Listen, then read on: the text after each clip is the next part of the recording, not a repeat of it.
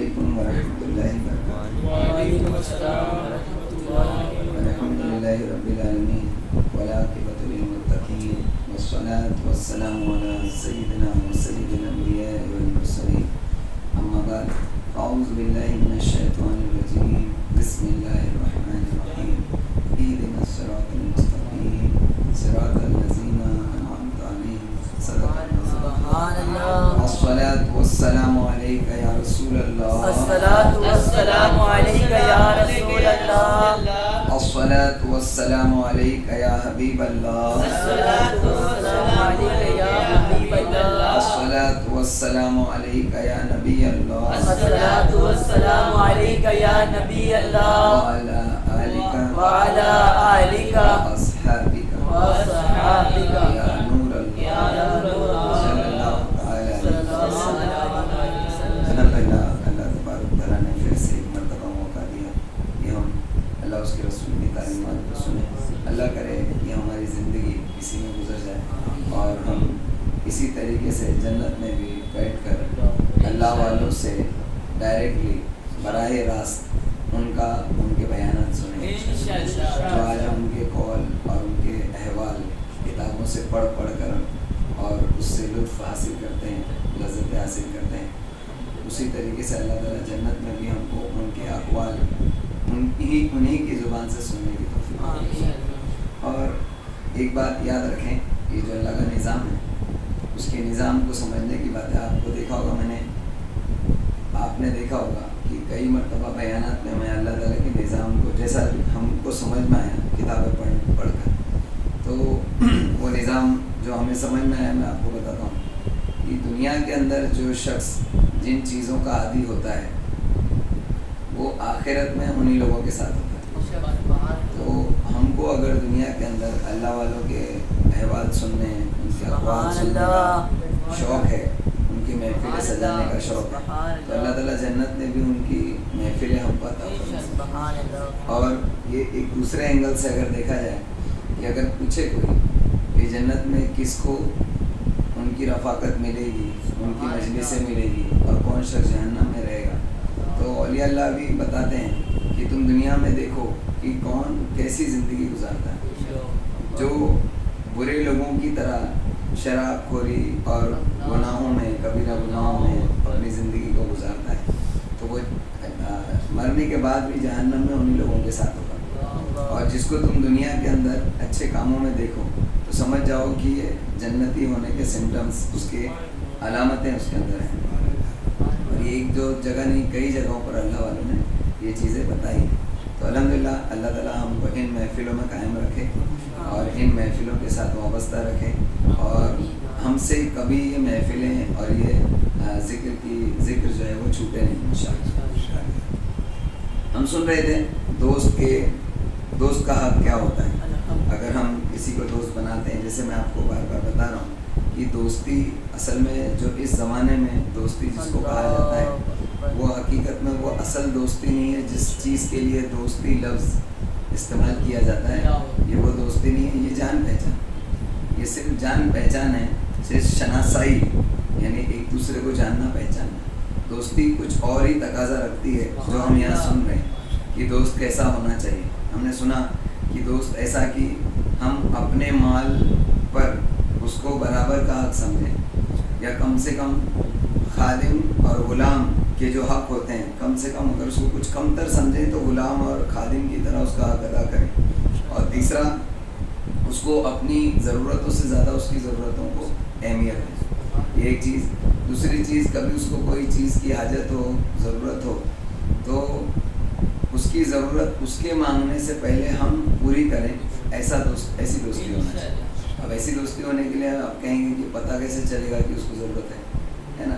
تو اولیاء اللہ کے نزدیک ایسا تھا کہ جو دوست ہے، اگر تم کو اس کے حالات نہیں پتہ تو دوستی نہیں، یعنی دوست ہے تو اس کے حالات تم کو پتہ ہونا چاہیے، یعنی تم اس سے اتنا کلوز اور اس کے اتنے خیر خواہ ہونا چاہیے کہ تم کو اس کے حالات پتہ ہونا چاہیے۔ جیسے ہم اپنے گھر میں اپنے ماں باپ یا اپنے بھائی بہن یا اپنے بچوں کا خیال رکھتے ہیں تو ان کے تمام احوال کو کی ہم معلومات رکھتے ہیں، ہے نا؟ یا بچہ ہے، خاص کر آج کل یہ چیز صرف بچوں کے لیے بچی ہوئی ہے، छोटे बहन भाई जिनसे प्यार करता है वो या तो अपने बच्चों का ध्यान रखता है कि उनको किस चीज़ की ज़रूरत है क्या है। तो पहले ऐसा था कि दोस्त की भी ऐसी ज़रूरतों का ख्याल रखा है। तो ये दो चीज़ें थी, ये दो चीज़ों के एतबार से दोस्ती कैसी होती है हमने सुना था। तीसरी हमने सुनी थी कि ज़बानी एतबार से दोस्त का हक कैसे अदा किया जाए। तो हम चल रहे थे इस चीज़ पर कि सरकार अलैहि सल्लम का एक कौल हमने सुना, जब कोई शख्स बात करे फिर इधर उधर देखे तो वो बात अमानत है। सुभान अल्लाह। यानी हमको अपने दोस्त के राज लोगों पर फाश नहीं करना चाहिए। इंशाअल्लाह ताला। जिन चीज़ों को वो राज के तौर पर तुमको बताए उसको हमको छुपाना चाहिए, और जो उसकी अच्छी चीज़ें हैं उसको लोगों पर जाहिर करना चाहिए, और जो उसकी बुरी चीज़ें हैं उसको छुपाना चाहिए। ये एक दोस्त का दोस्त पर हक होता है। इसी के ज़िम्न में इंशाल्लाह कुछ और चीज़ें आज हम सुनेंगे।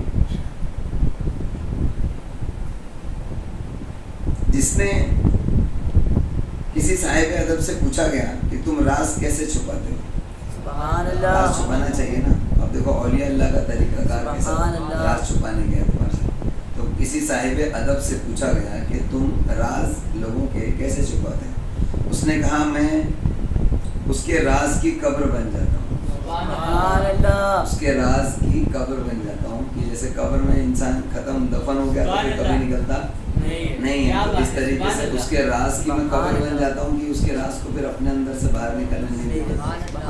ये भी कहा गया कि अच्छे लोगों के सीने राजों की कब्रें होती हैं।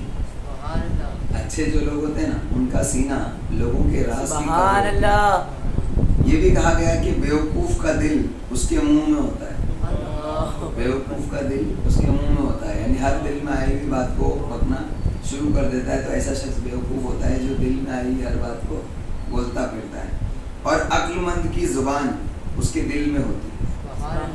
अक्लमंद की जो ज़ुबान होती है ना वो ज़ुबान भी बाहर नहीं रखता, दिल में रखता है। और बेवकूफ़ दिल भी अंदर नहीं रखता, ज़ुबान पर रखता है।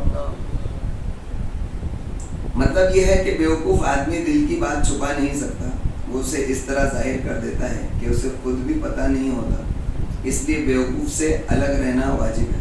सुभान अल्लाह। बेवकूफ़ से अलग रहना वाजिब है, बल्कि उनको देखने से भी बचना ज़रूरी है। आपने सुना था हज़रत सुफियान सौरी रहमतुल्लाह अलैह फरमाते हैं कि बेवकूफ़ को देखना भी गुनाह है। अल्लाहु अकबर। एक और शख्स से पूछा गया, सोचो कि बेवकूफ़ को देखना गुनाह कहा गया। हम ना जाने ऐसे कितने बेवकूफ़, बल्कि फासिक। बेवकूफ़ तो एक अलग चीज़ होती है। बेवकूफ़ है जो ज़रूरी नहीं है कि बेवकूफ़ है तो गुनहगार भी होगा, लेकिन जो गुनहगार है हम उनसे दोस्तियाँ लगाए बैठे। और गुनहगार भी इस हद दर्जे के गुनहगार की जो नमाज़ें तर्क करते हैं, नमाज़ें छोड़ते हैं, ऐसों को हमने दोस्त बना के रखा। तो ये हम शरीयत पर कहाँ हैं, हम अल्लाह के हुक्म पर अमल कहाँ करते हैं। ऐसे लोगों से दोस्ती करने से मना किया गया और हम कर रहे हैं दोस्ती। तो हमको सोचना चाहिए कि हम ये भी, अब देखो आज तक हम जैसे मान लीजिए नमाजी हैं, 5 टाइम की नमाज़ पढ़ते हैं मान लीजिए, और कोई गुनाह नहीं करते मान लीजिए, और हम अपने सारे जो हक हैं वो सब अदा करते हैं, लेकिन ये सारी चीज़ अपनी जगह एकदम बिल्कुल दुरुस्त कर रहे हैं, लेकिन हमारी कुछ ऐसे लोगों से भी दोस्ती है जो बेनमाज़ है। तो ऐसा जो शख्स है वो सोचता है कि मैं क्या गुनाह कर रहा हूँ। तो हज़रत सुफियान सौरी के नज़दीक जो है वो ये भी तो गुनाह है, बुरे लोगों से दोस्ती करना भी तो गुनाह है। तो ऐसी बहुत सारी चीज़ें दीन में हैं कि जो है गुनाह, लेकिन हम उसको गुनाह समझते नहीं। यहाँ तक कि आपने हयाउलूम में सुना था कि कोई अल्लाह के वली का कौल था कि कुछ चीज़ें थी जो सहाबा इकराम के ज़माने में जिनको गुनाह समझा जाता था, अब वो चीज़ें नेकी में गिनती है। यानी इतना ज़माने के एतबार से तब्दीली हुई। हमको फिर से अगर वही हाल हमारा चाहिए तो हमको उसी तरीके पर, उसी तर्ज पर अमल करना है, तब कहीं जाके वही ज़माना फिर से आ सकता है। हमसे हमारे लिए तो आ सकता है। और शख्स से पूछा गया कि तुम राज की हिफाजत कैसे करते हो। किसी शख्स से पूछा गया, उसने कहा खबर देने वाले से इनकार करता हूँ और पूछने वाले से कसम खाता हूँ। समझ रहे ना, यानी जो शख्स हिफाजत करते करते उसने कहा खबर देने वाले से इनकार करता हूँ और पूछने वाले से कसम खाता हूँ। एक और ने कहा कि मैं उससे छुपाता हूँ और उस बात को कि उससे छिपा रहा हूँ इससे पोशीदा रखता हूँ। यानी جس سے چھپاتا ہوں نا اس کو خبر بھی نہیں ہونے دیتا ہوں کہ اس سے کچھ چھپا ہے. سبحان اللہ. اس حد درجے تک راز کو راز رکھتا ہوں. سبحان اللہ. اور محدث نے اسے یوں بیان کیا ہے، جس نے مجھے راز چھپانے کو کہا تو میں نے اسے سینے میں رکھ دیا اور وہ اس کے لیے قبر بن گیا. اور ایک دوسرے شاعر نے اسے اور بڑھ کر کہا ہے کہ میرے سینے میں راز قبر کے مردوں کی طرح نہیں ہے. یعنی اب یہ تو ایک حد تھی کہ بھئی راز کو اپنے سینے کو لوگوں کے راز کی قبر بنا لیتا ہوں. اب اس سے اور آگے بڑھ کر اس نے ایک دوسرے شاعر نے کہا ہے میرے سینے میں راز قبر کے مردوں کی طرح نہیں ہے کہ اس کو بھی ایک دن حشر کے میدان میں نکلنا ہے. سبحان اللہ. قبر کے مردوں کی طرح نہیں کہ حشر کے میدان میں تو اس کو بھی ایک دن نکلنا ہے. کیونکہ میں دیکھتا ہوں کہ اہل قبور اٹھنے کے انتظار میں ہیں. جو قبر والے ہیں وہ بھی حشر کے میدان میں اٹھنے کے انتظار میں ہیں، لیکن میں اسے یوں بھلا دیتا ہوں گویا میں اس سے ایک ساعت بھی آگاہ ہی نہ تھا. میں اس کو اس طریقے سے جیسے قبر میں مردہ ہوتا ہی نہیں نا، خالی قبر ہوتی ہے، اس طریقے سے غائب کر دیتا ہوں کہ تھا ہی نہیں. اور اگر دل سے بھی راز کو چھپانا ممکن ہوتا تو اسے بھی اس کا پتہ نہ چلنے دیتا. میرے دل کو اگر میں دوسرے کی تو بات الگ ہے، اگر میں اپنے دل کو اس راز سے چھپانے پر اگر قادر ہوتا تو میں اپنے دل کو بھی پتہ نہ چلنے دیتا. جیسے ابھی وہ شعر یاد ہوتا ہے نا، پل سے گزارو راہ گزر کو خبر نہ ہو، جبریل پر بچھائیں تو پر کو بھی خبر. سبحان اللہ. ایک شخص نے اپنا راز اپنے ایک دینی بھائی کو بتایا، پھر کہا کہ تم نے یاد کر لیا؟ اس نے کہا نہیں، میں نے بولا. سبحان اللہ. یہ طریقہ تھا. اس نے کہا کہ دیکھو میرا راز ہے، یاد رکھنا راز ہے. اس نے کہا کائے کا یاد، میں نے بلا دی. راز ہے تو پھر اس کو بلا دینا چاہیے. بولنا ہی نہیں ہے کسی کو تو پھر بلا دینا چاہیے. یہ لوگوں کا عمل تھا پہلے کے. یہ سننے ملتی ہے تعلیمات، اب سننے تک نہیں ملتی. تو کہاں سے؟ جب یہ چیزوں ایسے عمل کا تصور بھی ہمارے ذہن میں نہیں ہے تو عمل میں کیسا ہے؟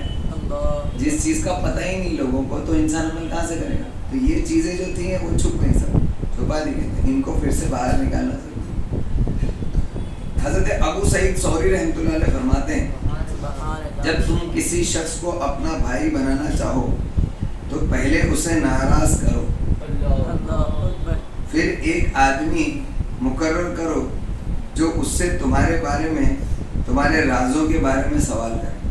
یعنی کسی کو چیک کرنا ہو تو پہلے اس سے تھوڑا سا ناراض کرو، اس سے جھگڑا کرو، پھر ایک دوسرے کو اس کے پاس بھیجو کہ اس کے بعد میرے بارے میں پوچھو اس سے کیا بولتا ہے. اگر وہ اچھی بات کہے اور تمہارے راز کو پوشیدہ رکھے تو اس سے دوستی کرو. سبحان اللہ. یعنی ایسے سے دوستی کرو ورنہ مت کرو. اب یہاں تو یہ ایسا ہے کہ ہم دوستی کس سے کریں وہ سیکھ رہے ہیں، ایسا نہیں. ہم کو ایسا دوست بننا ہے اور جب ہم لوگوں کے ایسے دوست بنیں گے تو ہم کو ایسے لوگ بھی ملیں گے. کیونکہ اللہ تبارک تعالیٰ نے دنیا ایسی بنائی ہے کہ جو جیسا ہوتا ہے نا وہ اس کی طرف ویسے ہی لوگ کھینچے ہوئے آتے ہیں. اللہ تعالیٰ نے دنیا کے اندر لوگوں کو جوڑا جوڑا بنایا، سمجھنا ہے، گروپس ہیں لوگوں کے، تو ہر کوئی ایک دوسرے کی فطرت کی طرف کھینچتا ہے، سمجھنا ہے. تو تم جیسے بنو گے تو تمہارے آس پاس میں بھی ویسے ہی لوگ جمع ہوں گے. تم برے ہوگے تو آس پاس میں برے ہی لوگ جمع ہوں گے. حضرت ابو یزید سے پوچھا گیا کس قسم کے آدمی سے دوستی لگائی جائے. انہوں نے فرمایا جو آدمی تمہارے بارے میں وہ بات جانتا ہے جو اللہ تعالیٰ کے علم میں ہے، پھر وہ تمہاری پردہ پوشی اس طرح کرے جس طرح اللہ تعالیٰ پردہ ڈالتا ہے، اس سے دوستی کرو. جو اللہ تعالیٰ کی طرح پردہ ڈالتا ہے باتوں پر، اس طریقے سے لوگوں پر دوستی کرو. یہ بہت پیاری چیز ہے. یہ کل بھی بیان میں آئی تھی، میں نے آج بھی بتایا کہ اللہ تبارک تعالیٰ ستار العیوب ہے. سبحان اللہ. عیبوں کو چھپانے والا. یا ستار یا اللہ. آپ اپنے روز کے ورد میں ہے نا کون سی نماز کی بات ہے؟ مغرب کی نماز کے بعد ہم یا ستار یا اللہ 100 بار پڑھتے ہیں، ہے نا. تو یہ اللہ تبارک تعالیٰ کی وہ صفت ہے کہ بہت زیادہ یعنی مشہور اور اولیاء اللہ کے نزدیک بہت زیادہ یعنی ضروری کہ وہ اس صفت کو اپنے اندر لانے کی کوشش کیا کرتے ہیں. ہم اولیاء اللہ کے فالوورز بنتے ہیں، سمجھتے ہیں اپنا کو، دعویٰ ہے ہمارا کہ ہم اللہ والوں کے فالوورز ہیں. تو اللہ والوں کا طریقہ یہ تھا اگر ہمارے اندر نہیں تو ہم جھوٹے دعوے کرتے. اللہ والوں کا طریقہ تھا کہ وہ بھی لوگوں کے عیبوں کو چھپاتے تھے, ہم کو بھی لوگوں کے عیبوں کو چھپانا چاہیے. حضرت ذوالنون مصری رحمۃ اللہ علیہ نے فرمایا اس آدمی سے دوستی لگانے میں کوئی بھلائی نہیں جو تمہیں معصوم کی طرح دیکھنا پسند نہیں کرتا, یعنی تمہاری خامیاں دیکھنا پسند کرتا ہے, معصوم کی طرح دیکھنا پسند نہیں کرتا, ایسے آدمی سے دوستی مت کرو. اور جو آدمی غصے کے وقت راز فاش کر دے وہ کمینہ ہے. کہتے ہیں کہ وہ کمینہ ہے. کون؟ حضرت ذوالنون مصری رحمۃ اللہ علیہ. کیونکہ حالت رضا میں راز کو چھپانا تمام محفوظ طبیعتوں کا تقاضا ہے. کسی دانشور نے کہا ایسے شخص سے دوستی نہ کرو جو 4 حالتوں میں بدل جائے. ایک غصے میں, ایک رضا کے وقت, یعنی بہت زیادہ راضی ہے تو بدل جائے, ایسے سے بھی دوستی مت کرو. بہت زیادہ غصے میں ہے تو بدل جائے, تو ایسے سے بھی دوستی مت کرو. اور طمع اور خواہش کے وقت جو بدل جائے, یعنی جب اس کی کوئی خواہش ہو تو تمہارے سے پھر جائے, طمع میں, کسی چیز کی طمع میں تم سے پھر جائے. تو ایسے 4 حالتوں میں جو شخص بدل جاتا ہے اس سے دوستی مت کرو, بلکہ وہ اخوت میں سچا ہونا چاہیے اور ان حالات کی تبدیلی میں بھی ثابت قدم رہنا چاہیے. یعنی کچھ بھی ہو تمہاری دوستی میں کوئی فرق نہیں آنا چاہیے, تو ایسے شخص سے ہی دوستی کرنا چاہیے. اسی لیے کہا گیا کہ تم کریم آدمی کو دیکھو گے. جو شخص کریم ہوتا ہے, اللہ کریم ہے, یا کریم ہو یا اللہ کا پڑھتے ہیں زہر بار 10 مرتبہ, یہ بھی اللہ کی صفت ہے. تو جو کریم ہوتا ہے, اللہ تعالیٰ کریم ہے, اور جس میں اللہ تعالیٰ کی یہ صفت کا عکس ہوتا ہے تو وہ کریم ہوتا ہے. تو اس شخص میں تم دیکھو گے کہ جب تم اس سے قطع تعلق کرو تو وہ بری بات کو چھپاتا ہے. یہ جھگڑا ہو جائے اس کے باوجود بھی تمہاری بری بات کو وہ چھپائے گا اور اچھی بات ہی کو ظاہر کرے گا. اب یہ چیز کیسے سمجھنا ہے کہ مان لو ہمارا کسی سے جھگڑا ہو گیا, دوست ہے ہمارا, اس سے جھگڑا ہو گیا, تو اب جب دور ہو گئے تو ہم کو کیسے پتہ چلے گا وہ ہماری اچھائی کر رہا ہے یا برائی کر رہا ہے؟ دوسروں سے پتہ چلتا ہے. اور دوسرا کوئی آ کے بتا رہا ہے تو وہ تو خود غلط ہے, اس کی برائی آ کر بتا رہا ہے تو خود غلط ہے. تو وہ بہت ڈسٹینس والی بات ہو جاتی ہے. اور جو شخص تمہارے کسی کی برائی اپنے تمہارے سامنے کر رہا ہے تو اس کی بات ایکسیپٹ کرنے سے بھی دین میں منع کیا ہے. تو اس طریقے سے چیکنگ نہیں ہوتی. چیکنگ کیسے ہوتی ہے؟ تمہارے بہت سارے دوست ہیں, ابھی تمہارا ان سے جھگڑا نہیں ہوا ہے, لیکن دیکھو کہ وہ دوسروں کی برائی کرتے ہیں کیا.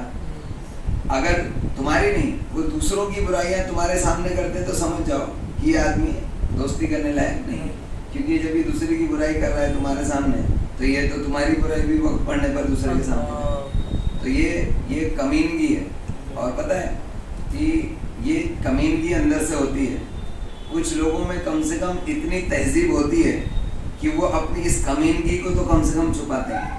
کچھ لوگ کمینے کی اتنی کمینگی کی حد پار کر دیتے ہیں کہ اپنا یہ کمینہ پن ان کے اندر ہوتا ہے اور اس کو چھپا بھی نہیں پاتے بلکہ ظاہر کرتے ہیں. تو سوچو, ایک تو ہے کہ کسی کا دل کمینہ ہے لیکن وہ چھپا رہا ہے, ایسا شخص بہتر ہے اس سے کہ جو کمینہ بھی ہے اور اپنے کمینے پن کو ظاہر بھی کرے.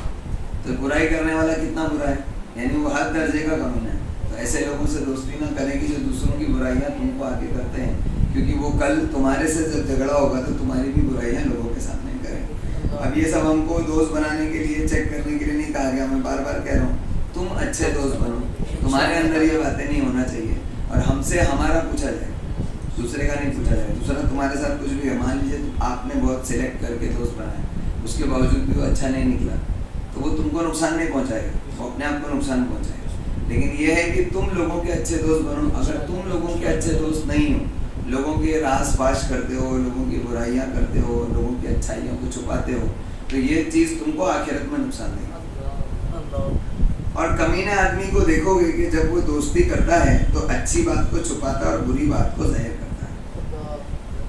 آج الحمدللہ ذوالنون مصری رحمۃ اللہ تعالیٰ علیہ, ابو سعید سوری رحمۃ اللہ تعالیٰ علیہ, ایسے اللہ والوں کے ہم اقوال سن رہے ہیں.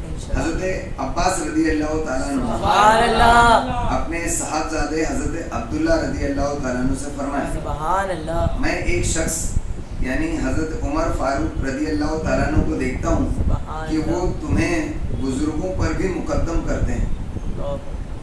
میں نے دھیان سے سنو, اب اس کا مطلب آپ مجھے بتاؤ, یہ اب یہ سننا سکھا رہا ہوں, ٹھیک ہے؟ سنو. حضرت عباس رضی اللہ تعالیٰ عنہ نے اپنے صاحبزادے حضرت عبداللہ رضی اللہ تعالیٰ عنہ سے کہا کہ میں ایک شخص یعنی حضرت عمر فاروق رضی اللہ تعالیٰ عنہ کو دیکھتا ہوں کہ وہ تمہیں یعنی حضرت عبداللہ کو بزرگوں پر بھی مقدم کرتے ہیں. اس کا مطلب کیا ہے؟ ترجیح دیتے ہیں. تم کو جو ہے بڑے جو بزرگ ہیں نا ان سے بھی زیادہ.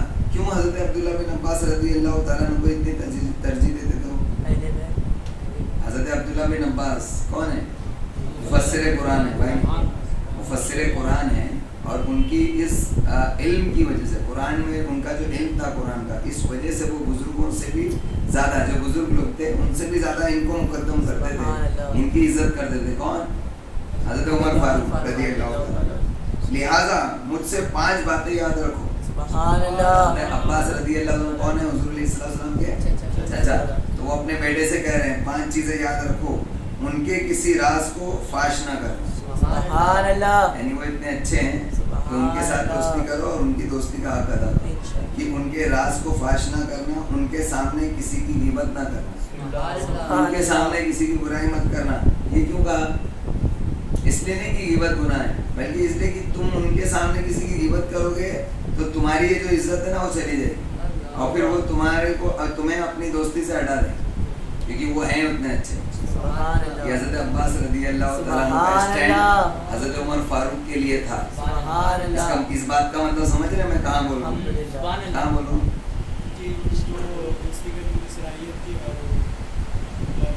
نہیں, یہ بات خاص طور سے میں نے کیوں کہی, چلو یہ تمہارا آئی کیو ٹیسٹ کر رہا ہوں.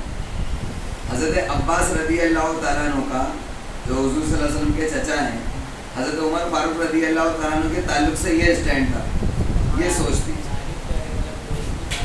حضرت عباس رضی اللہ تعالیٰ عنہ حضرت عمر فاروق کی تعریف کر رہے, لیکن اس میں کیا چھپا ہے؟ آج جو شیعہ لوگ ہیں وہ اپنے آپ کو شیعہ کہتے ہیں, حضرت عباس کو مانتے ہیں اور حضرت عمر فاروق کی برائی کرتے ہیں. سارے لوگ نہیں کرتے, جو سمجھدار ہیں وہ جانتے ہیں حضرت عمر فاروق کا مرتبہ. جیسے میں نے آپ کو بتایا بھی تھا کہ ایران کے اندر قانون ہے, وہاں کی قانون کی کتاب میں لکھا ہوا ہے کہ جو شیخین کی برائی کرے گا اس کو سزا دی جاتی ہے. اور یہاں پر آپ نے دیکھا ہوگا کہ یہاں کے جو جو نامعلومات والے شیعہ ہیں وہ شیخین کی برائی کرتے ہیں, ابو بکر صدیق, عمر فاروق اور عثمان غنی کی برائی کرتے ہیں, ہے نا. تو حضرت عباس رضی اللہ تعالیٰ نے جن کو بہت زیادہ چاہتے ہیں شیعہ لوگ, ہے نا, تو وہ کہتے ہیں کہ حضرت عمر فاروق رضی اللہ عنہ کتنے اچھے ہیں. سبحان اللہ. تو وہ تو کہتے ہیں اچھے ہیں اور تم کہتے ہو برے, اس کا مطلب کہیں نہ کہیں تم نے غلطی کی ہے. تو انہوں نے حضرت عباس رضی اللہ عنہ نے اپنے بیٹے حضرت عبداللہ سے کہا کہ 5 چیزیں یاد رکھو, ان کے کسی راز کو فاش نہ کرنا, ان کے سامنے کسی کی غیبت نہ کرنا, ان پر جھوٹ کی جرات مت کرنا, ان کے اوپر جھوٹ مت باندھنا, اور ان کی نافرمانی نہ کرنا. ان کے اوپر جھوٹ آج لوگ باندھ رہے ہیں کہ وہ حضرت عمر فاروق نے ایسا کیا ویسا کیا, وہ یہ تھے وہ تھے, ہے نا, اور ان کی نافرمانی نہ کرنا. اور 5واں, اور وہ تمہاری کسی خیانت پر مطلع نہ ہو. کبھی کبھی تم سے کوئی خیانت ہو جائے نا ان کی, تو ان کو پتہ نہیں چلنا چاہیے کہ تم نے خیانت کی ہے, ورنہ نقصان ہوگا تمہارا. نقصان سے مراد یعنی وہ تم کو اپنی دوستی سے ہٹا دیں گے, تو ان کے قریب رہنا بہتر ہے, ان سے قریب رہنے میں فائدہ ہے. تو اس لیے یہ 5 چیزیں حضرت عباس نے حضرت عبداللہ بن عباس رضی اللہ عنہ کو تلقین کی. تو یہاں سے یہ 2 چیز سیکھنے ملی, ایک تو یہ جو اپنا عقیدے کے اعتبار سے بھی, اور دوسری چیز دوست کس کو کہتے ہیں. اس سے ایک چیز یہ بھی پتہ چلی کہ جو لوگ اچھے ہوتے ہیں نا, ان کے اگر قریب رہ کر تم کو اگر اس کا فیض حاصل کرنا ہے تو ان کا یہ خیال رکھنا ہم کو بہت زیادہ ضروری رہتا ہے کہ یہ فیض جاری رہے. اس کے لیے یہ حرکتیں نہیں کرنا چاہیے. حضرت شعبی رحمۃ اللہ علیہ فرماتے ہیں ان 5 کلمات میں ہر کلمہ 1000 سے بھی بہتر ہے. سبحان اللہ. حضرت شعبی نے یہ جو 5 جو باتیں ہیں حضرت عباس نے رضی اللہ عنہ نے حضرت عبداللہ بن عباس کو کہی, کہا یہ 5 باتیں نا, ہر بات جو ہے 1000 باتوں سے افضل. سبحان اللہ. اپنی پوائنٹ کی باتیں. اخوت کے سلسلے میں زبان کے حق سے متعلق یہ بات بھی ہے کہ دوست کی بات نہ کاٹے. یہ ایک اور الگ چیز ہے کہ جب بات کرتے ہیں تو بات کرنے میں تو ہم کو ہر کسی کے ساتھ ایسا کرنا چاہیے, لیکن دوست جو ہوتا ہے نا اس کی بات نہیں کاٹنا چاہیے, اور نہ اس کی مزاحمت کرے, بحث نہیں کرے اس سے. حضرت عبداللہ بن عباس رضی اللہ تعالیٰ عنہ فرماتے ہیں کسی بیوقوف کی بات نہ کاٹو کہ وہ تمہیں اذیت دے گا. اور کسی عقل مند کی بات نہ کاٹو کہ وہ تم سے بغض رکھے گا, یعنی پھر تم سے دور ہو جائے گا. بغض رکھنے کا مطلب پھر وہ تم سے دور ہو جائے گا. تو اچھے انسان کا, عقل مند انسان کا تم سے دور ہونا برا, اور بیوقوف انسان کا تمہیں پیچھے نقصان دینا برا. نبی کریم صلی اللہ علیہ وسلم نے فرمایا جو شخص ناحق بات پر ہوتے ہوئے جھگڑا چھوڑ دے اس کے لیے جنت کے کنارے میں گھر بنایا جائے. سبحان اللہ. یعنی جو شخص ناحق بات پر ہوتے ہوئے جھگڑا چھوڑ دے, یعنی غلط ہوں, اگر میں غلط ہوں اور پھر جھگڑا ہو گیا میرا کسی سے, اور یہ جان کر کہ میں غلط ہوں, چلو جانے دو, میں ہی جھگڑا ختم کرتا ہوں, تو اللہ تعالیٰ اس کو یہ اجر عطا فرمائے گا کہ جنت کے کونے میں اس کو گھر عطا. سبحان اللہ. جنت کا کونا ایسا سبحان اللہ. اس کا کونا بھی پوری دنیا, یعنی دنیا کی خوبصورتیاں مل کے اس کے کونے کو سبحان اللہ. تو اللہ تعالیٰ جنت کے کنارے, کونا نہیں کنارے میں اس کے لیے گھر بنائے گا. اور جو حق پر ہوتے ہوئے بات نہ کاٹے اس کے لیے جنت کی بلندی میں گھر بنائے گا. اللہ اکبر. سبحان اللہ. حق پر بھی اگر وہ جھگڑا چھوڑ دے تو اللہ تعالیٰ جنت کی بلندیوں میں اس کو گھر عطا. سبحان اللہ. حالانکہ باطل پر ہونے کی صورت میں اسے چھوڑنا واجب ہے. جب تم غلط ہو تب تو تم کو چھوڑنا, جھگڑا چھوڑنا واجب ہے نا, پھر بھی اللہ اس کا اجر عطا فرمائے, لیکن اس کے باوجود اسے یہ ثواب ملے گا. اور نفل کا ثواب اس سے بھی زیادہ قرار دیا, کیونکہ حق بات پر ہونے کی صورت میں خاموش رہنا یہ نفس پر گرا گزرتا ہے, معمولی بات نہیں ہے. اس پر خاموشی سے زیادہ بھاری ہوتا ہے جو باطل پر ہونے کی صورت میں اختیار کی جاتی ہے. اور اجر تھکاوٹ کے حساب سے ملتا ہے. یہ ایک لائن ہے نا, یہ بہت ساری جگہ امپلیمنٹ ہوتی ہے. اجر جو ہے وہ تھکاوٹ کے اعتبار سے, یعنی جس کام میں جتنی محنت زیادہ, جتنی مشقت زیادہ, اتنا ثواب بڑھ جاتا ہے. سبحان اللہ. ہم کیا سوچتے ہیں کہ حج کا ثواب زیادہ ہے, فلاں کام کا ثواب زیادہ ہے, انسان ایسا سوچتا ہے. تو ہر چیز کا ثواب کم زیادہ بتایا گیا, لیکن کبھی ایسا بھی ہوتا ہے کہ آسان کام جو ہوتا ہے, جس کی فضیلت آسان نہیں, جس کام کی, جس نیکی کی فضیلت کم ہے, لیکن اس کو تم نے بڑی مشقت سے کیا, تو بعض وقت وہ زیادہ فضیلت والا کام جو آسانی سے ہو رہا ہے نا, جیسے آج کل حج آسانی سے ہو رہا ہے, الٹا مزہ آ رہا ہے. آج کل حج میں, پہلے حج کرنے کے لیے لوگوں کو اونٹ پر سوار ہو کر حج کرنے جانا پڑتا تھا, کتنی مشقت ہوتی تھی, معمولی نہیں تھا. کتنے لوگ تو پہلے کا جو سفر تھا نا اس میں کبھی کبھی انسان واپس بھی نہیں آتا تھا. کیوں؟ کیونکہ جب پہلے جو سفر کے لیے لوگ نکلتے تھے اونٹ وغیرہ لے کر ریگستانوں سے گزرتا, حج کرنے عرب ہی جائے گا نا, اور تو کہیں ہے, عرب پورا ریگستان تھا. رستے میں ہاسپٹل, ہوٹل سب تو تھے نہیں. رستے میں انسانی کی مان لو ایسی جگہ طبیعت خراب ہو گئی کہ اس کو کوئی دوا نہیں مل سکتی, تو ہو سکتا ہے وہیں مر جائے, ہے نا. تو یہ رسک لے کر نکلتے تھے پہلے لوگ, اتنی مشقتیں اٹھا کر حج کرتے تھے, تو حج کا ثواب اتنا بتایا بھی گیا. اب آج کیا ہے, یہاں سے پلین سے بیٹھے وہاں اترے, ہر جگہ تم کو اچھا یعنی ٹریٹمنٹ مل رہی ہے نا. یہاں سے اولا میں بیٹھ کر جا رہے ہو, اے سی ہے, وہاں سے ایئرپورٹ پر انتظار کر رہے ہو, وہاں دنیا بھر کی فیسلٹی ہے. پلین میں بیٹھے وہاں پر بھی فیسلٹی ہے, جدہ اترے وہاں پر بھی فیسلٹی ہے, وہاں سے کہیں گئے تو وہاں پر بھی فیسلٹی, وہاں سے ایک جگہ سے دوسری جگہ جانے کے لیے اے سی بسیں, تم کو ایئرپورٹ سے تمہارے ہوٹل میں لے کے جانے کے لیے بھی اے سی بس, ہوٹل میں دنیا بھر کی فیسلٹی, ٹھنڈا پانی, گرم پانی, کھانا سب. تو اب کیا مشقت ہے. یہاں تک کہ پہلے لوگ صحرا کے اندر پیدل جاتے تھے تو گرمی کے تھپڑے وغیرہ پریشان کرتے تھے, ہے نا. آج اگر مکہ یا مدینہ حرم یا مسجد نبی شریف کے اندر اگر تم جاتے ہو تو نیچے ماربل بچھے, ان کے نیچے اے سی چلتا ہے. ماربل کو ٹھنڈا رکھنے کے لیے اس کے نیچے جو ہے وہ سرنگیں بنائی گئی ہیں جس میں سے اے سی کی ہوا چلتی ہے تاکہ ماربل ٹھنڈا, اوپر سے کتنی بھی دھوپ ہو لیکن ماربل ٹھنڈا رہتا ہے, آپ اس پر آرام سے چل سکتے ہیں نا. اتنی فیسلٹی ہے تو کیا اس کے اندر مشقت رہے گی. اب تو مزہ ہی مزہ ہے. لوگ اسی لیے لوگ گھومنے کے لیے جاتے ہیں, اس لیے حج بھی مہنگا ہو گیا, اس میں حج پر بھی پابندیاں لگ گئی. کیونکہ جب جو میں آپ کو بتایا تھا میں نے پہلے, جب کسی عمل کے اندر اخلاص باقی نہیں رہتا تو اللہ تعالیٰ کو پرواہ نہیں ہے کہ اس کی پھر لوگ کریں نہیں کریں.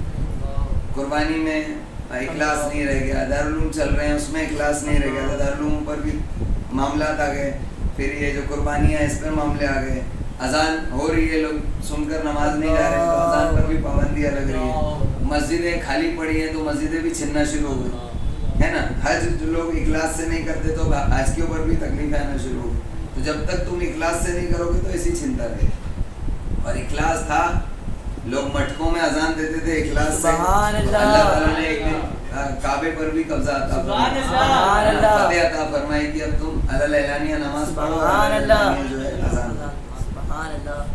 تو جو شخص باطل پر ہونے کی صورت میں اگر جھگڑا چھوڑ دے تو اس کو جنت کے کنارے میں گھر دیا جاتا ہے, اور اگر کوئی شخص حق پر ہونے کے باوجود چھوڑے تو اس کو جنت کی بلندیوں میں گھر عطا کیا جاتا ہے. اور جتنا زیادہ اس کی نفس پر گرا گزرے اور وہ اپنے آپ اپنے نفس کو مار کر اور جھگڑا چھوڑے تو اتنا ہی زیادہ اجر ملتا ہے, یعنی اجر تھکاوٹ کے حساب سے ملتا ہے. اور دو بھائیوں کے درمیان کینہ اور حسد کی آگ بھڑکنے کا سبب یہی بات کا کاٹنا ہے. جب ہم بات چیت کریں گے یہاں سے شروعات ہوتی ہے. مان لیں ہم سب دوست ہیں, نارمل ہیں, کسی دن بات کرتے کرتے ہم نے کسی کی بات کاٹ دی, 2 آدمی لوگوں کے سامنے, 4 لوگوں کے سامنے ہم نے اس کی بات کاٹ دی, یا اس کے بات کے خلاف کوئی بات کہی. بس اسی وقت میں شیطان اس کے ذہن میں یہ بات ڈال دیتا ہے اور اس کو یاد کرا دیتا ہے کہ لوگوں کے سامنے اس نے تیری بات کر دی اور اس نے تیری انسلٹ کی. تو انسلٹ فیل کرنا نہیں چاہیے. تم اگر انسلٹ فیل کرو گے, اس کو اپنے ایگو پر لے لو گے, تو وہ چیز تم کو یعنی کیا کہتے ہیں کینے کے طور پر باقی رہ جائے گی سینے. تو دوست کا حق ہے, چلو ٹھیک ہے, بول دیا, اسی وقت اس کا علاج کر کے اس کو صاف کر دینا. ہمارے گھر میں کوئی گندگی ہو جاتی تو ہم جگہ پر صاف کر دیتے, کیا چھوڑ دیتے ہیں. دل میں جب کوئی گندگی ہو نا تو زیادہ حق رکھتی ہے کہ اس کو جلدی سے صاف کر دو, ورنہ وہ گندگی پھر اس کے اندر کیڑے پڑنا شروع ہو جاتے ہیں. اور کسی کی بات کاٹنا اور اعتراض کرنا یہ حسد اور کینہ کو پیدا کرنے کی وجہ ہے, کیونکہ یہ بعین ہی پھرنا اور تعلق قطع کرنا ہے. کیونکہ تعلقات کے انقطاع یعنی کاٹنے کا آغاز رائے کے مختلف ہونے سے ہوتا ہے. ہماری رائے جب کسی کی دوسرے کی رائے سے مختلف ہوتی ہے نا تو دوری آنا شروع ہو جاتی ہے. دیکھو, رائے میں اختلاف ہونا یہ کوئی بری بات نہیں. رائے میں اختلاف ہونا, امام ابو حنیفہ اور امام شافعی کی رائے میں کتنا اختلاف ہے, لیکن امام شافعی امام ابو حنیفہ رضی اللہ عنہ کی قبر پر جا کر اور زیارت کرتے تھے اور اس سے فیض حاصل کرتے. تو یہ کیسی رائے کا اختلاف ہے. امام ابو حنیفہ رضی اللہ تعالیٰ عنہ کے شاگرد امام محمد اور امام یوسف وہ بھی ان کی رائے سے اختلاف رکھتے تھے, لیکن پوری دنیا آج ان کو ان کے شاگرد اول درجے کے اول سب کے شاگردوں میں ان کو جانتی ہے. اور ان کو ناز تھا کہ ہم امام ابو حنیفہ رضی اللہ تعالیٰ عنہ کے شاگردوں میں شمار ہے, یعنی ان کے شاگردوں میں شمار ہونا یہی بہت بڑی عزت کی بات ہے. ورنہ امام محمد اور امام یوسف کو کون جانتا. میں خود پرسنلی امام محمد اور امام یوسف کو امام ابو حنیفہ کے شاگردوں کے حساب سے ہی جانتا ہوں. اس کے علاوہ ان کو کون جانتا ہے, ایسے کتنے امام ہیں, کون جانتا ان کو, ہے نا. تو اس لیے ہم کو رائے میں اختلاف ہونا بری بات نہیں ہوتی ہے, لیکن رائے میں اختلاف رکھنے کے باوجود رائے میں اختلاف اپنی جگہ, دوستی اپنی جگہ, یہ یاد رکھنا چاہیے. کیونکہ رائے میں اختلاف اور یہ بات آ گئی تو ہم اس کو کلیئر کرتے ہیں کیونکہ دوستی کے لیے ضروری ہوتا ہے. رائے میں اختلاف صحابہ اکرام کے بھی رہی ہے, لیکن ان کی تعریف کیسی بیان ہوتی ہے کہ وہ آپس میں رحماء بینہم, سبحان اللہ, آپس میں ایک دوسرے کے لیے رحم دل تھے, اور ان کے اندر ایکتا ایسی تھی کہ سورۃ الصف میں کہا گیا کہ وہ آپس میں ایسے ایک تھے کہ جیسے سیسا پگھلائی ہوئی دیوار, سبحان اللہ, ایسے ڈٹے ہوئے. اور جب دشمنوں کے سامنے کھڑے ہوتے تھے تو بالکل استقامت کے ساتھ کھڑے ہوتے, سبحان اللہ, ایک اوپر کھڑے ہوتے. تو ان میں رائے میں اختلاف تھی نا, اس کے باوجود کیسے ایک تھے. تو ہم کو ان سے سیکھنا چاہیے کہ رائے میں اختلاف ہونے کے باوجود بھی ہم ایک رہیں گے. یہاں تو پیر الگ ہے تو لوگ الگ ہو جاتے ہیں, اس کا پیر الگ, میرا پیر الگ, تمہارا گروپ الگ, ہمارا گروپ الگ, تمہارا اجتماع ادھر, ہمارا اجتماع ادھر. یہ کیا بات ہے. ارے کیا ہم کو عشق رسول ایک نہیں کر سکتا؟ کیا ہمارا اللہ تعالیٰ سے جو ہماری محبت ہے وہ ہم کو ایک نہیں کر سکتی؟ تو یہ کم عقل اور بے دین لوگوں کا طریقہ ہے کہ وہ چھوٹی چھوٹی چیزوں کی وجہ سے اپنے آپ کو ایک دوسرے سے الگ ماننے لگے. ممرا والوں کا اجتماع, کوسا والوں کا اجتماع, سری لنکا والوں کا اجتماع, ریحان باغ والوں کا اجتماع, یہ بیوقوفیاں ہیں. ہم سب ایک ہیں. رائے میں اختلاف یا کسی وجہ سے اختلاف, علاقے میں علاقائی اختلاف, خاندانی اختلاف ہو سکتا ہے, سمجھ نا. کوئی یو پی کا ہے, کوئی ساؤتھ انڈین ہے, تو وہ ایک دوسرے سے اختلاف کرے, یہ بیوقوفی ہے. پھر اقوال مختلف ہوتے ہیں اور اس سے بدنی انقطاع ہوتا ہے. یعنی پہلے انسان کسی کی بات کاٹتا ہے, پھر آپس میں اختلاف ہوتا ہے, پھر اس کے بعد میں ایک دوسرے سے تعلق ٹوٹتا ہے, پھر اس کے بعد میں ایک دوسرے کی بات الگ ہو جاتی ہے, پھر اس کے بعد لوگ آپس میں دور ہو جاتے ہیں. یعنی اس سلسلہ یہاں سے شروع ہوتا ہے. آخری چیز نبی کریم صلی اللہ تعالیٰ علیہ وسلم نے فرمایا, اس حدیث پر ختم کریں گے انشاءاللہ, ایک دوسرے سے پیٹھ نہ پھیرو. سبحان اللہ. سرکار علیہ السلام کیا ایک جملہ ہمارے لیے کافی ہے. سبحان اللہ. ایک دوسرے سے پیٹ نہ پھیرو. میرے نبی نے کہہ دیا تو ہم کو کسی سے پیٹ نہیں پھیرو انشاءاللہ تعالیٰ. ختم. جو عاشق رسول ہے سرکار علیہ السلام سے محبت کرتا سبحان ہے اللہ. اس کو میں پیٹ نہیں دکھاؤں. انشاءاللہ ختم. ہم کو بس اتنا لگے ایک دوسرے سے پیٹ نہ پھیرو, نہ ایک دوسرے سے دشمنی کرو. انشاءاللہ. سرکار نے کہہ دیا ایک دوسرے, یہ سرکار کا فتویٰ ہے, سبحان یہ اللہ. سرکار کا حکم ہے. فتویٰ بھی نہیں کہہ سکتے کہ سرکار کا حکم ہے. فتویٰ علماء دیتے ہیں کہ بھائی اس میں اللہ تعالیٰ کا حکم یہ ہے, رسول اللہ صلی اللہ علیہ وسلم کا حکم یہ ہے, اس کو فتویٰ کہتے ہیں. یعنی دین میں کسی چیز کا کیا حکم ہے اس کو فتویٰ کہتے ہیں. لیکن حضور علیہ السلام تو خود صاحب حکم, سبحان اللہ. وہ تو حکم دے سکتے ہیں اور ان کا حکم مانا جائے, ہے نا. جو ان کے حکم کی خلاف ورزی کرے اس کو نافرمان گنا جائے, ہے نا. تو سرکار کا حکم ہے ایک دوسرے سے پیٹ نہ پھیرو. یہ وصیت یاد رکھیں گے انشاءاللہ. ایک دوسرے سے پیٹ نہ پھیرو, نہ ایک دوسرے سے دشمنی کرو, نہ حسد کرو اور نہ تعلقات توڑو. سبحان اللہ. سبحان اللہ. اے اللہ کے بندو بھائی بھائی بن جاؤ. سبحان اللہ. اے اللہ کے بندو بھائی بھائی بن جاؤ. مسلمان کا بھائی ہے. سبحان اللہ. نہ اس پر ظلم کرتا ہے سبحان اللہ. نہ اسے محروم کرتا ہے. سبحان اللہ. یہ بھی بہت پوائنٹ کیجیے. نہ اس سے ظلم, نہ اس پر ظلم کرتا ہے اور نہ اسے محروم کرتا ہے. یعنی تم اپنے مسلمان بھائی, کسی بھی مسلمان کو, نہ مسلمان بھائی کو محروم رکھو اور نہ کسی پر ظلم کرو اور نہ اسے رسوا کرتا ہے, اس کی کہیں بے عزتی بھی نہیں ہونے دیتا. انسان کے لیے اتنی برائی ہی کافی ہے کہ وہ اپنے مسلمان بھائی کو حقیر سمجھے. تم نے دل میں, یعنی سرکار علیہ السلام فرماتے کہ انسان کے لیے اتنی برائی ہی برا ہونے کے لیے کافی. وہ شخص برا ہے, سرکار کے نزدیک وہ شخص برا ہے جو اپنے کسی مسلمان بھائی کو دل میں حقیر سمجھتا ہے. اب یعنی یہیں سے سب کلیئر کر دو کہ جب تم کسی کو حقیر سمجھو گے نہیں تو نہ اس کی برائی کرو گے, نہ ظلم کرو گے, نہ اس کو رسوا کرو گے, نہ محروم رکھو گے. ساری چیز اس میں آ جاتی. یہ انشاءاللہ یہ جو حدیث ہے نا سرکار علیہ السلام کی, اس کا تو ٹکڑا بن کر ہر مسجد میں لگنا چاہیے, ہر گھر میں رہنا چاہیے. آج اس کی بہت زیادہ ضرورت ہے. جو لوگوں نے اختلاف پال کے رکھے ہیں ان اختلافات کو ختم کرنے کے لیے ضروری ہے. کل انشاءاللہ پھر اسی حدیث سے شروع کریں.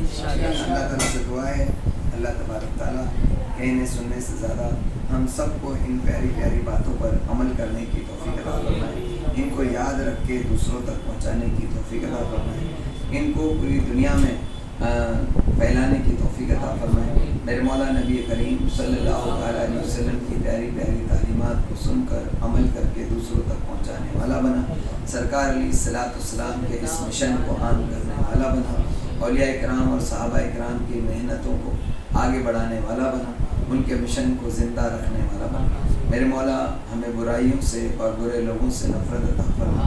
میرے مولا ہمیں دوست کا حق ادا کرنے کی توفیق عطا فرما. ہر مسلمان بھائی سے بھائی کی طرح رہنے کی توفیق عطا فرما.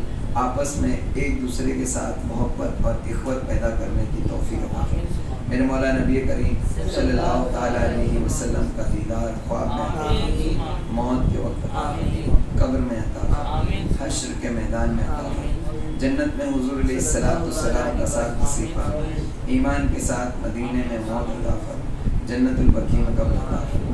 سبحان ربک رب العزت عما یصفون وسلام علی المرسلین والحمد للہ رب العالمین. السلام علیکم.